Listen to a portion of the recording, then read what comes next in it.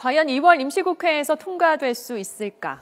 금품을 받은 공무원을 처벌할 수 있게 하는 김영란법은 당시 김영란 국민권익위원회 위원장이 역점을 두고 추진해온 법안이라 붙여진 이름인데요. 김 전 위원장은 어떤 마음으로 이 법안을 만들었을까요? 2013년 뉴스인 출연 당시 밝힌 내용 들어보시죠. 우리 사회가 굉장히 인정사회고 네.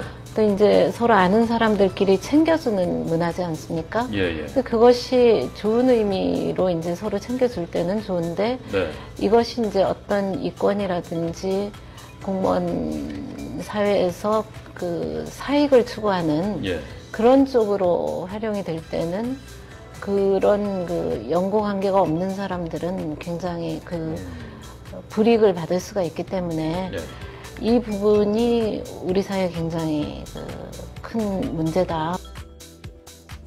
또 반대하는 세력에 대해서는 이런 일침도 가했습니다. 이 법이 공무원의 매뉴얼에 관한 것인데 공무원의 행동에 관한 그걸 왜 만들어서는 안 된다고 하는 것일까?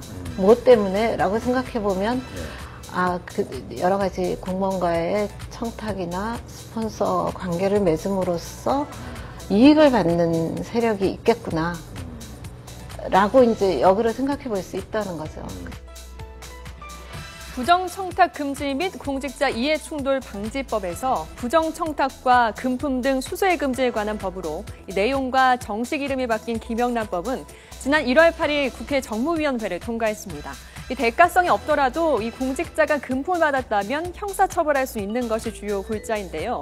이해충돌 방지에 관한 이 부분은 논란 끝에 빠졌습니다. 국회 정무위 여당 간사이자 법안소 위원장인 김용태 새누리당 의원은 법의 위헌 요소를 줄이는 데 주력하며 김영란법을 의결했습니다. 정무위 법안소위에서는 그동안의 논의를 종합하여 김영란법의 처리에 합의하였습니다.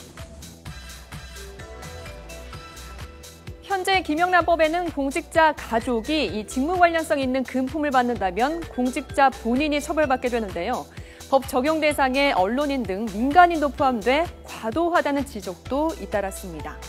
국회 정무위 야당 간사인 김기식 의원은 언론인을 포함한 이유를 이렇게 설명했습니다. 공적 기능으로 인해서 헌법과 법률에 의한 보호도 받고 있는 것이기 때문에 언론기관을 포함해야 된다고 하는 것에 대해서도 별다른 의견이 없었다는 점입니다. 국회 본회의로 가기 위해서는 마지막 관문인 국회 법사위원회를 통과해야 합니다. 키를 쥐고 있는 사람, 새정치민주연합 이상민 법사위원장입니다.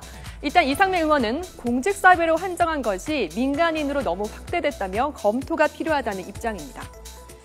김영란 전 위원장의 바통을 이어받아 김영란법 정부안을 만들었던 인물은 이성보, 지금의 권익위원장입니다.